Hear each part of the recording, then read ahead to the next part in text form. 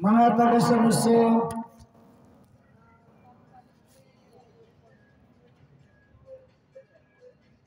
ibabahagi ko po sa inyo ang salita ito ng Diyos sa unang Thessalonica 4,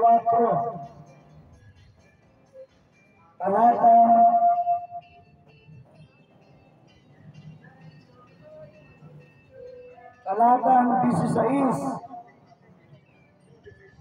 Sapagkat ang Panginoon din ang bababang mula sa langit na may isang sigaw, may tinig ng arkanghel, at may pakapak ng Diyos, at ang nangamatay kay Kristo ay unang manabubuhay na mag-uli. Ito po yung binabanggit na rapture of the church. Sa panahon natin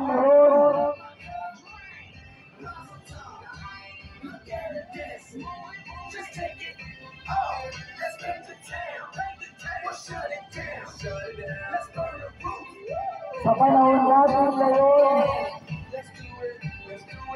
lalo na sa social media,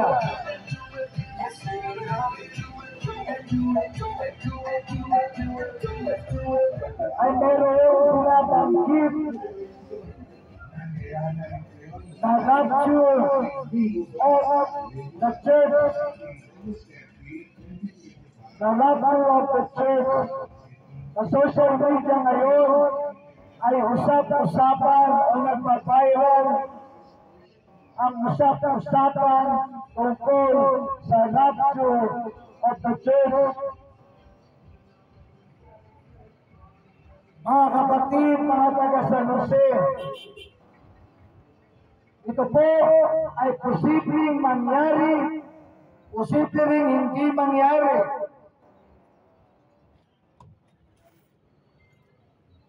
Ang lahat ay nakadepende sa Panginoon. Ang importante sa atin, sa mga tao, tayo po ay maghanda sa tinatawag na rapture of the church. Ito po yung verse ng Biblia patungkol sa rapture of the church.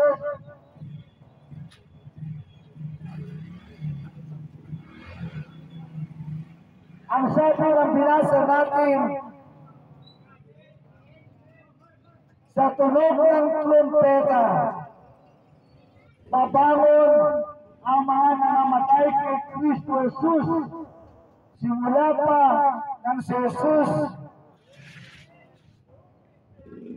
simula ng mabuo ang church, hanggang sa panahon natin ngayon, ang mga nangamatay kay Kristo ay bubuhayin ng Panginoon sa araw na iyon.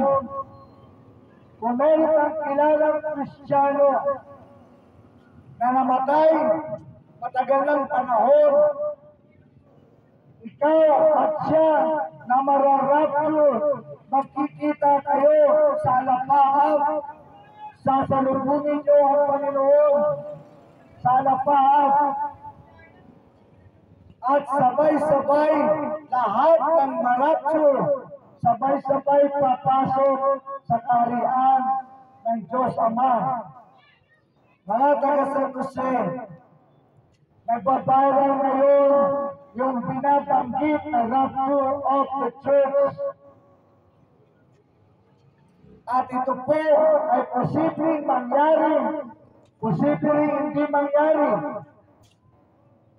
Ang dapat nating tugon dito ay maghanda sapagkat tunay na mayroong mangyayari the rapture of the church.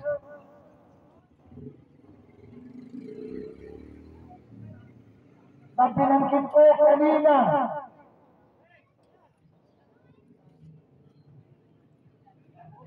sapagkat ang Panginoon din ang bababang mula sa langit. Bababang mula sa langit, kung po siya sa alapaap, Hindi siya aapak sa lupa na may isang sigaw, may tinig ng arkanghel at may pagkakat ng Diyos. Ibig sabihin, sa tatlong pagtunog ng trompeta, unang pagtunog, pangalawa at pangatlo,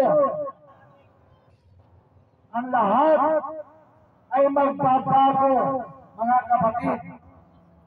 Una, sabi nito, at ang nangamatay kay Kristo ay unang mga bubuhay na maguli.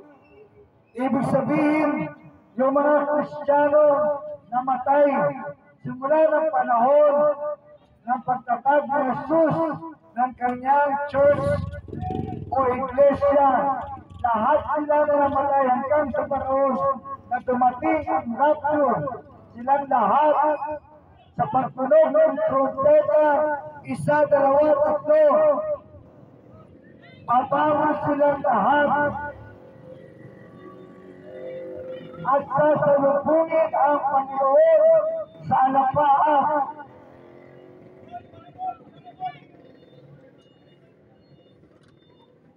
Mga kapatid, totoong malapit na ang mga bagay na ito. Sa totoo lang, sa social media meron na silang date na binabanggit.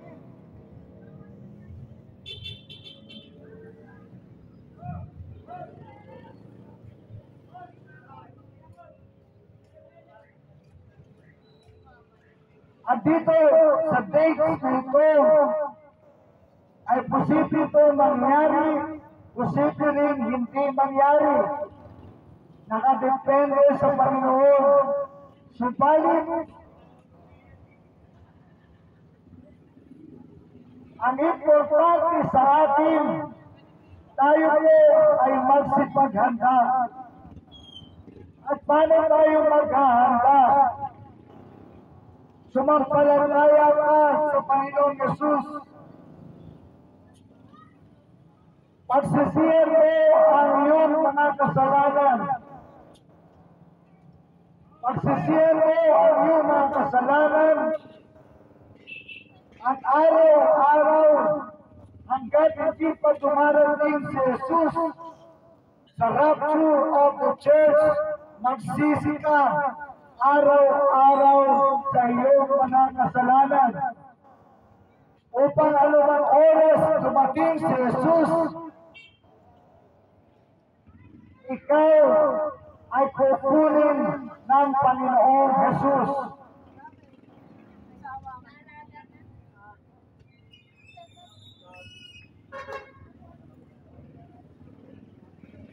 Sa social media, may binabanggit sila na Juan, kung kailan ito nangyayari. Ito po ay hindi pananakot, kundi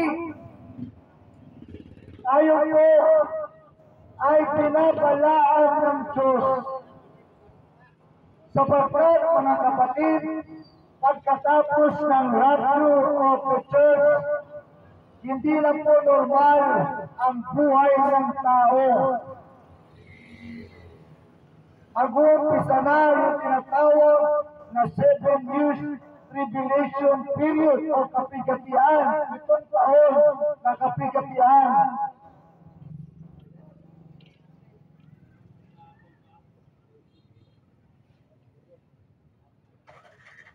Kung magkagayon, tayo mga bubuhay na nakatitira ay aagawin kasama nila sa mga alapaap.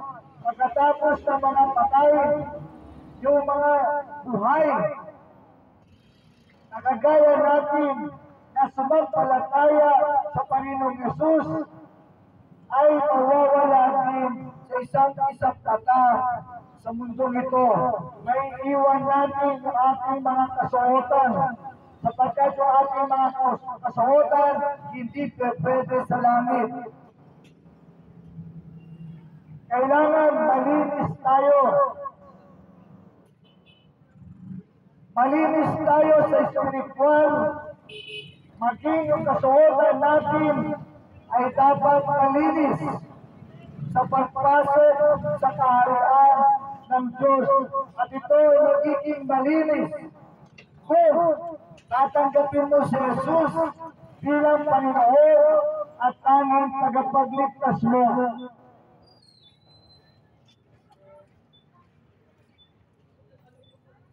At pagkatapos mo tanggapin si Jesus, humingi ka ng tawad sa Kanya. Humingi ka ng tawad sa lahat ng mga kasalanan mo. Mga taga San Jose, hindi mabigat na bagay ang hinihiling sa atin ng Diyos. Magsisi tayo sa ating mga kasalanan sapagkat walang makakapasok sa kaharian ng Diyos na puno ng kasalanan. Kailangan niya itong pagsisihan.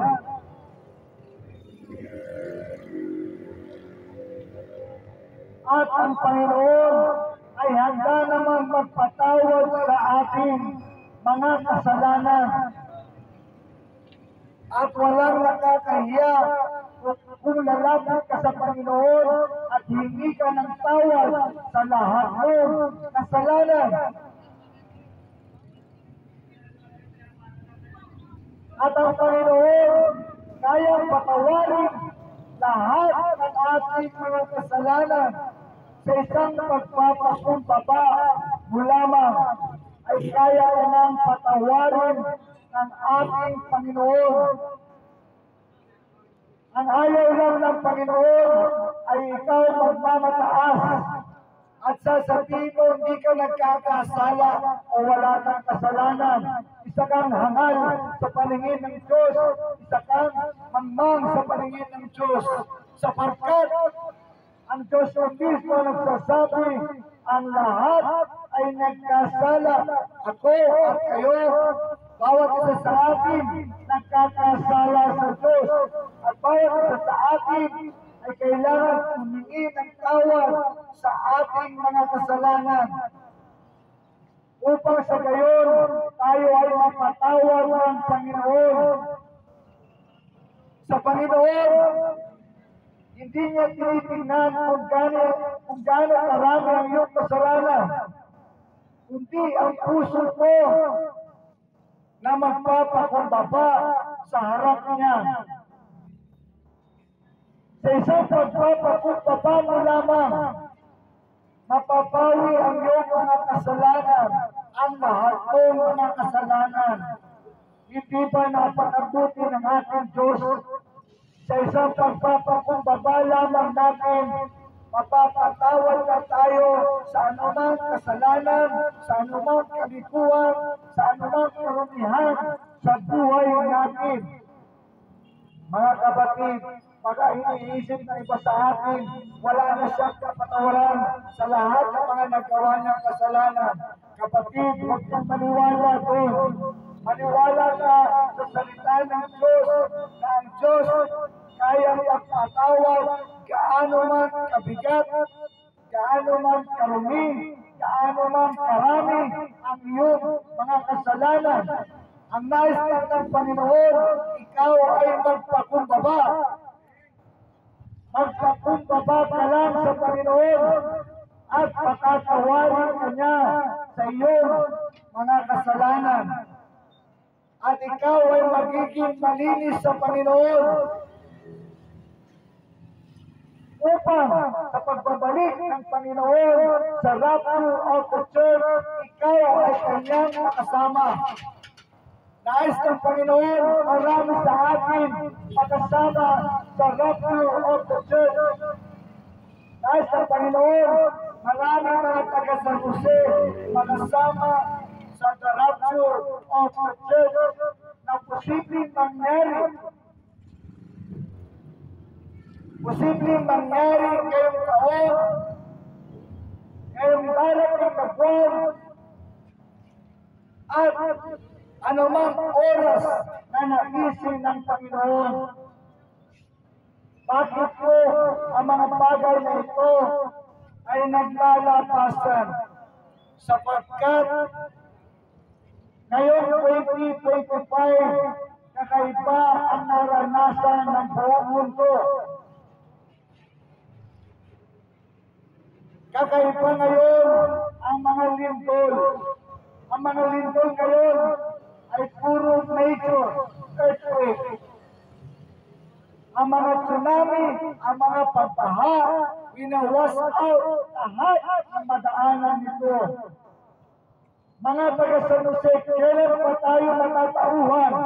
Kailan pa tayo magsisisi sa ating mga kasalanan kapag huli na ang lahat? Pag namatay ka na, wala ka ng pagkakataon magsisi sa iyong mga kasalanan. Ang pagsisisi ay habang ikaw ay buhay na buhay pa. Pag namatay na ang tao, aharap na siya sa Panginoon. Pupunta siya sa langit o sa impyerno. Langit, kapag ikaw ay mayroong pananampalataya kay Jesus, o ikaw ay mayroong relasyon ng personal sa Panginoon Jesucristo. Subalit ang impyerno, kapag ikaw ay walang relasyon sa Panginoon Jesus, ang lahat, ang susi sa lahat ay ang Panginoon Jesucristo.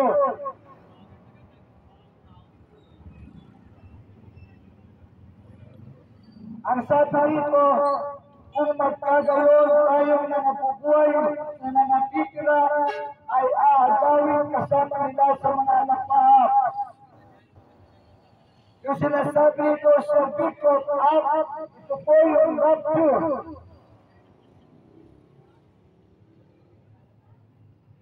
Sa salitang Greek, ito po ay harpaso o float out. Ngayon sa ating panahon, ito po ay tinatawag na rapture of the church. Ito po ay nakasulat sa Biblia.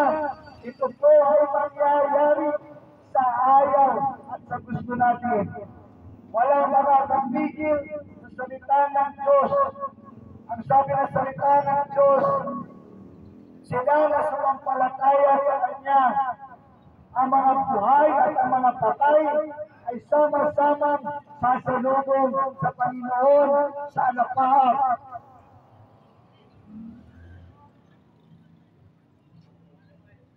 Mga taga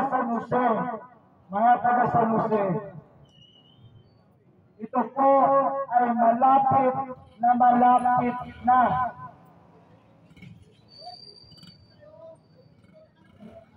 Kaya po dapat tayo ay laging handa. Ang paghahanda na gagawin mo lamang ay tanggapin mo si Jesus bilang iyong Panginoon at tagapagligtas. Bisan mo lang yan gagawin. Pumasok ka sa kwarto mo at magpakumbaba sa Panginoon. Ipigit mo yung mga mata at buksan mo yung bibig. Sabihin mo sa Panginoon, patawarin ka sa iyong mga kasalanan. Wala naman nakakarinig, ikaw lang at ang Panginoon. Ano nakakahiya doon? Ang mahiya tayo, yung kapag tayo gumagawa ng masama, kapag ikaw ay naglalawang sa kapwa, doon ka mahiya. Subalit sa Panginoon, huwag kang dapat mahiya sa Panginoon. Magpakumbaba ka lang sa Panginoon at ikaw ay Kanyang patatawarin. Lahat ng iyong mga kasalanan, banggitin mo sa Panginoon. Nakakahiya man yan o hindi, banggitin mo sa Panginoon. Makipag-heart to heart talk na sa Panginoon, sapagkat ang pananalangin ay makikipag-usap sa Diyos.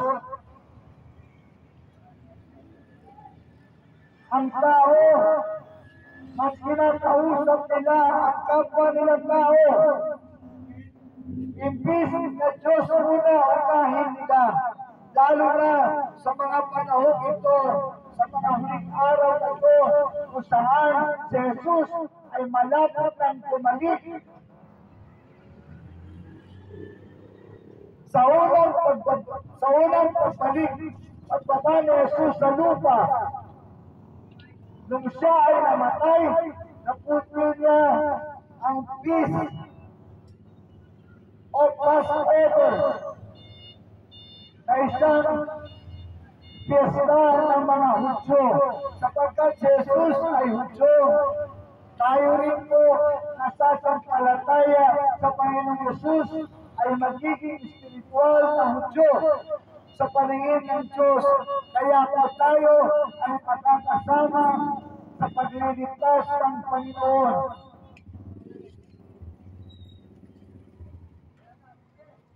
At nung si Jesus ay inilibing, napupil niya yung feast of unleavened bread. At kung siya ay nabuhay na maguli, napupil ni Jesus yung feast